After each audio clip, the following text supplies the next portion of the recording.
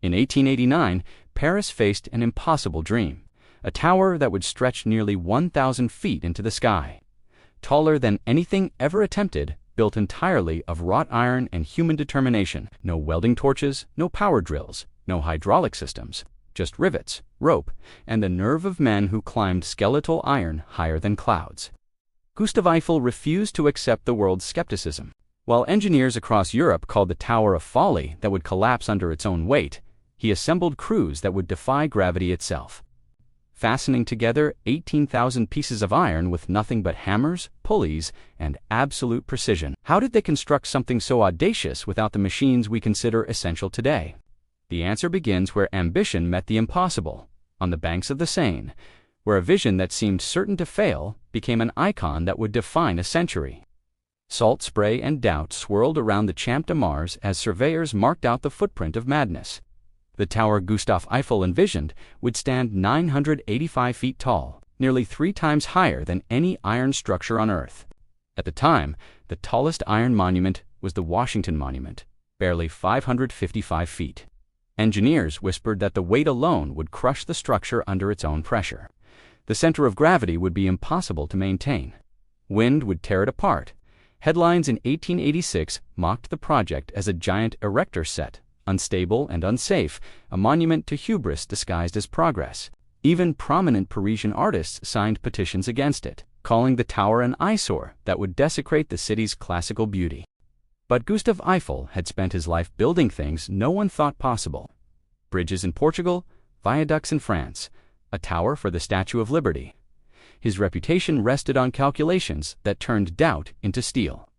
While critics shouted from newspaper offices, Eiffel spent months at his drafting table, working with his chief engineers, Émile Nouvel and François Coignet, to solve the mathematical puzzle of height without collapse. The challenge was not just building upward, it was building upward while remaining standing. The weight at the base would exceed 7,000 tons. The wind pressure at the top could exceed 1,200 pounds per square foot. The structure had to flex with the elements, not fight them. Every calculation was checked and rechecked by hand. Pencil marks on paper, mathematical formulas that would determine whether the tower stood or fell. The design that emerged was revolutionary. Instead of a solid shaft, Eiffel proposed a lattice structure, a framework of wrought iron girders arranged in a pattern that looked almost delicate from a distance, but was engineered with ruthless precision. The iron would move with the wind rather than resist it. The legs would spread wide at the base, creating a foundation so stable that the tower could sway in a storm without tilting. It was the thinking of a man who understood that strength was not about mass, but about geometry. The 4 legs would rise at angles, braced and cross-braced with hundreds of horizontal and diagonal members. These would converge as the tower climbed higher, supporting 3 platforms at 187 feet, 379 feet, and 905 feet above the ground. At the very top, a small iron chamber would house the mechanism for the hydraulic elevator that would carry visitors toward the sky. The contract demanded completion in 2.5 years. In 1887, when riveting began, no one had assembled an iron structure of this complexity before. Every connection, every angle, every piece had to fit with tolerance measured in fractions of an inch. There were no power tools, no automated systems, no computers to calculate load distribution in real time. There were only men, their skills honed on smaller projects. Their courage tested daily on iron that rose higher than they had ever climbed. The prefabrication of the Eiffel Tower's iron pieces began in factories across France, but the heart of production centered on workshops in Pompey and Nanterre. Each piece was cut and shaped by hand, then transported by rail to Paris. The sheer volume was staggering. Over 18,000 individual metal parts, ranging from massive beams weighing tons to small brackets and connectors, no larger than a man's hand. Every single piece had to be accounted for, matched to its exact location in the tower, and delivered in the correct sequence. Without proper organization, the job would have descended into chaos. Eiffel's solution was meticulous planning. His team created detailed blueprints, each showing not just the dimensions of the iron, but the exact order in which pieces would be assembled. On site, workers checked each arrival against a master list, marking off items as they were unloaded from wagons pulled by horses through the streets of Paris. The assembly process began at the foundation, where massive stone blocks had been sunk into the earth to anchor the forelegs. The wrought iron girders were positioned and held temporarily in place by wooden falsework, scaffolding that served as a skeleton for the skeleton. Unlike steel, which would become common later, wrought iron was more brittle, more prone to cracking under sudden stress. This meant that connections had to be engineered with extra care, and assembly had to move deliberately, allowing the structure to settle and stabilize at each stage. Static iron derricks machines, powered by steam and mounted on the rising frame itself, hauled the heavier girders into position. These derricks, similar to those used on skyscraper projects in America, featured masts anchored to the structure below and wire rope rigging that could lift pieces weighing up to 20 tons. The difference was scale. While American skyscrapers rose floor by floor in tight urban environments, the Eiffel Tower climbed into empty air with nothing but calculated connections holding it together. The riveting crews became the heartbeat of the construction. In teams of 4, they repeated the same ballet thousands of times. The heater, crouched beside a portable forge, heated rivets until they glowed a deep cherry red, almost white at the center. With tongs, he tossed each one to the catcher, who snagged it in an iron cup or bucket and immediately jammed it into a pre-drilled hole where 2 girders met. On the opposite side, the bucker held a dolly against the rivet's head, bracing it with all his strength. Then came the gunman, wielding a pneumatic hammer powered. The hammer struck with tremendous force, flattening the protruding rivet end into a solid dome that locked the 2 pieces together permanently. The entire process had to occur in seconds. If a rivet cooled before being driven, it would contract, leaving a gap that weakened the joint. A gap in an Eiffel Tower connection meant potential failure hundreds of feet above the ground.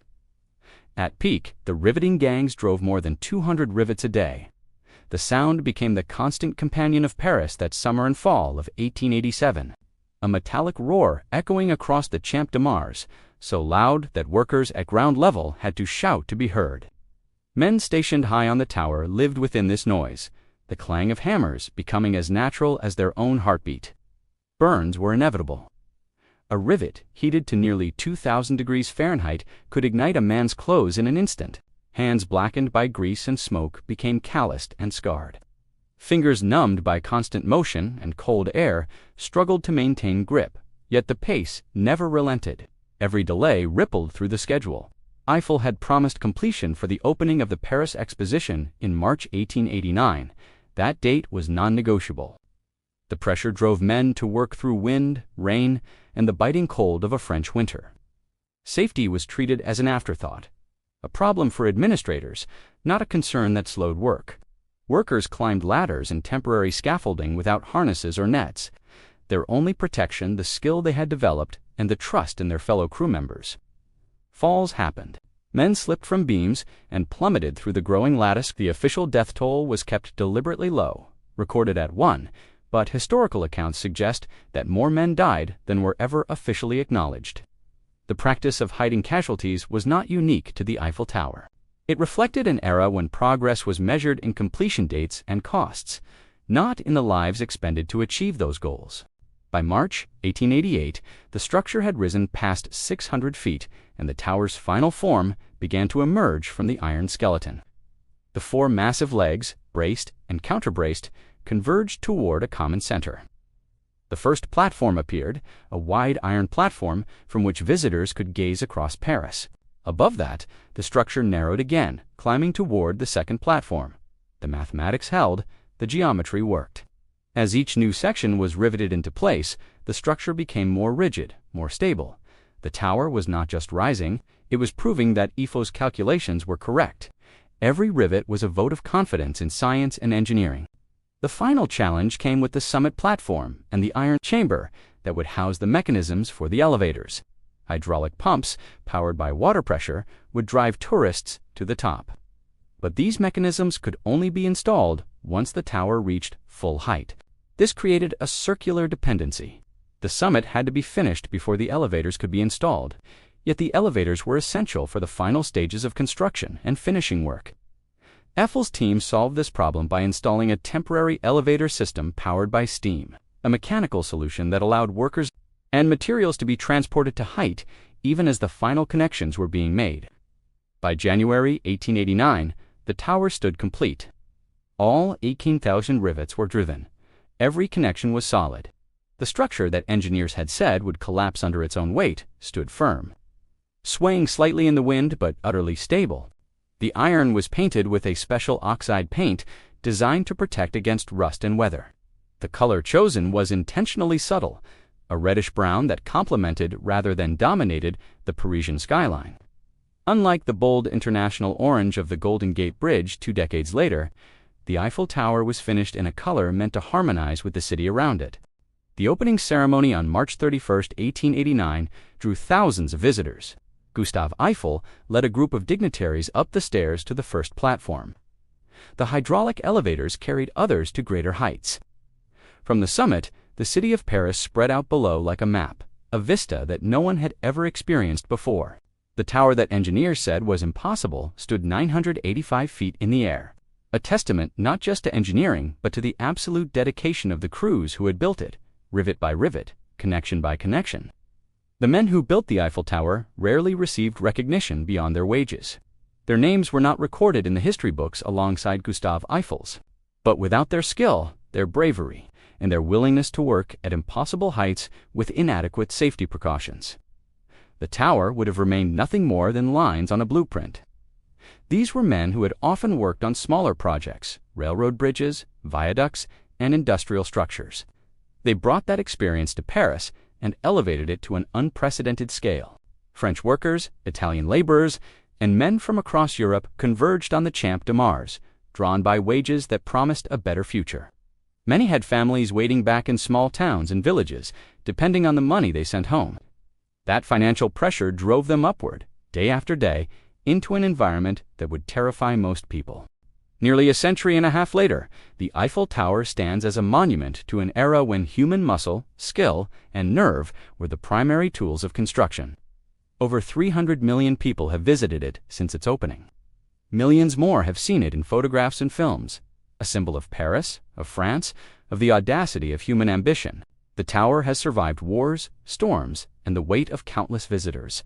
Its iron frame, riveted by hand in 1887 and 1888, remains structurally sound.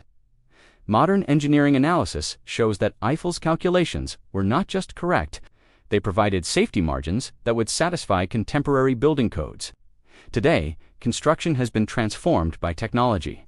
Welding has replaced riveting cranes that would dwarf the steam-powered derricks of the 1880s lift components into place with precision calculated by computers. Yet the Eiffel Tower reminds us that the foundations of modern engineering were laid by men willing to trust their lives to mathematics and each other.